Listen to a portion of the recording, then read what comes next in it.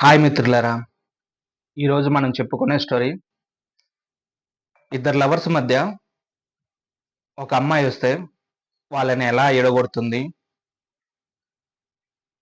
అబ్బాయిని తన వైపు ఎలా తిప్పుకుంటుంది ఈ స్టోరీలో చూద్దాం. స్టోరీ చాలా ఇంట్రెస్టింగ్‌గా ఉంటుంది. ఎక్కడ స్కిప్ చేయకుండా చూడండి. ఇద్దరు లవర్స్ ఉంటారు. చిన్నప్పటి నుంచి ఒకటే స్కూలు. కానీ ఎప్పుడు లవ్ చేసుకోరు. 10థ్ క్లాస్‌లో ఇష్టపడటం స్టార్ట్ చేస్తారు. లవ్ చేసుకోవడం స్టార్ట్ చేస్తారు. 10థ్ క్లాస్ తర్వాత ఒకే కాలేజీలో జాయిన్ అవుతారు. ఒక కాలేజీలో జాయిన్ అయిన తర్వాత అబ్బాయి అమ్మాయికి చాలా కొనిస్తాడు. డ్రెస్సులు, షూ, చాక్లెట్స్ ఇలా అన్నీ కొనిస్తాడు. డబ్బులెక్కడివంటే హాలిడేస్‌లో పనికి పోయి సంపాదిస్తాడు. ఇలా వాళ్ళు చాలా హ్యాపీగా ఉంటారు. ఆ అమ్మాయికి ఒక అమ్మాయి పరిచయమవుతుంది. వాళ్ళ ఫ్రెండ్‌షిప్ చాలా స్ట్రాంగ్‌గా మారుతుంది. ఒకరోజు ఈ అబ్బాయిని పరిచయం చేస్తుంది. ఇతను నా లవరు. నా కోసం ఏదైనా చేస్తాడు. నాకు చాలా కొనిస్తాడు. నన్ను బాగా చూసుకుంటాడు అంటుంది. చాక్లెట్‌లు, డ్రెస్సులు, షూలు ఇవన్నీ తీసిస్తాడు. డబ్బులెక్కడివంటే హాలిడేస్‌లో పనికి పోయి సంపాదిస్తాడు. అంత ఇష్టం నేనంటే తనకి. చదువు తరువాత మేము పెళ్లి చేసుకుంటాం అని చెప్తుంది. ప్రేమించిన అమ్మాయి కోసం ఏదైనా చేయటం ఈ అమ్మాయికి నచ్చుతుంది. ఇంకా ఎప్పుడెప్పుడు గొడవ పడతారా? ఎప్పుడెప్పుడు విడిపోతారా అని చూస్తుంది. ఇండైరెక్ట్‌గా గొడవలు కూడా పెడుతుంది. గొడవలు పడిన ప్రతిసారి మీ ఫ్రెండ్ ఇలా చేసింది, అలా చేసింది అని ఆ అబ్బాయి ఈ అమ్మాయికి చెప్తా ఉంటాడు. సరే సైలెంట్‌గా ఉండు. వదిలేయి. నీకు అమ్మాయిలు దొరకరా? అని ఒకరోజు అనేసింది. నాకెవరు దొరుకుతారు? నన్నెవరు ఇష్టపడతారు? అని అంటాడు అబ్బాయి. నేను లేనా? అని అంటుంది అమ్మాయి. ఏంటి? నేనంటే నీకిష్టమా? ఆ! ఐ లవ్ యూ అని చెప్తుంది.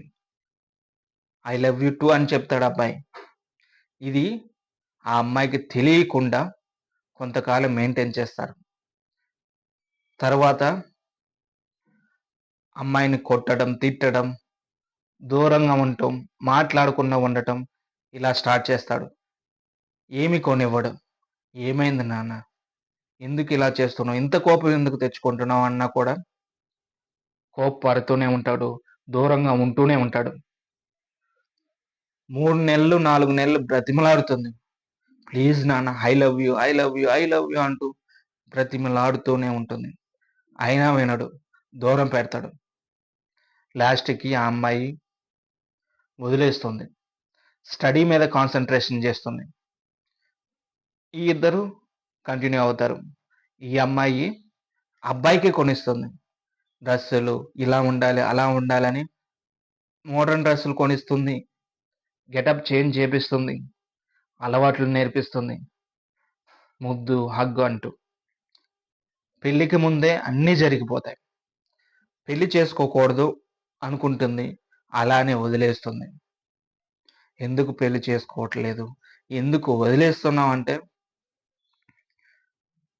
నేను తెచ్చింది తినిపెట్టి, నాతో తిరుగుతూ నీ ఫ్యూచర్ గూడా ఆలోచించుకోవట్లేదు.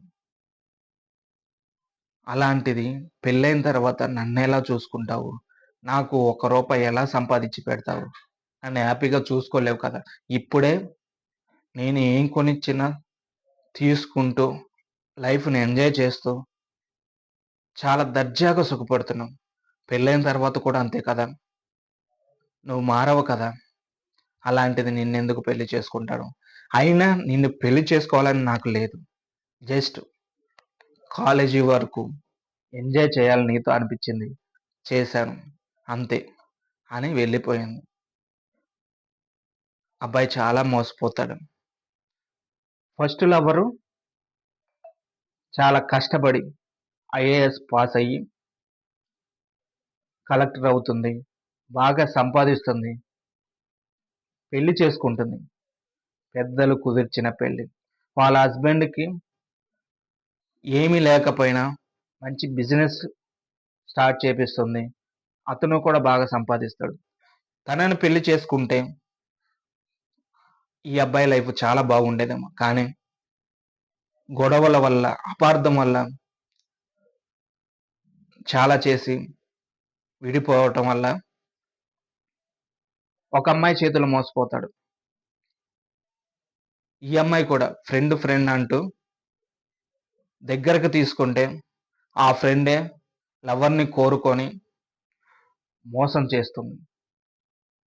సో, ఫ్రెండ్స్ అయినా, లవ్ చేస్తున్నా అని చెప్పినా ఎక్కువ నమ్మకండి. నిజానిజాలు తెలుసుకొని నమ్మండి. లేకపోతే లైఫ్‌లో బాగా దెబ్బతింటారు. ఫస్ట్ లవ్ ఏదైనా కొంత జెన్యూన్‌గా ఉంటుంది. అలాంటి లవ్‌ని వదులుకోకండి. తర్వాత వచ్చే లవ్ ఎలా ఉంటుందో కూడా తెలీదు. సో, చాలా జాగ్రత్తగా ఉండండి. ఈ స్టోరీ మీకు నచ్చినట్లయితే లైక్ చేయండి, షేర్ చేయండి. ఎలా ఉందో కామెంట్ చేయండి. ఇలాంటి స్టోరీల కోసం మన ఛానల్‌ని సబ్స్క్రైబ్ చేయండి.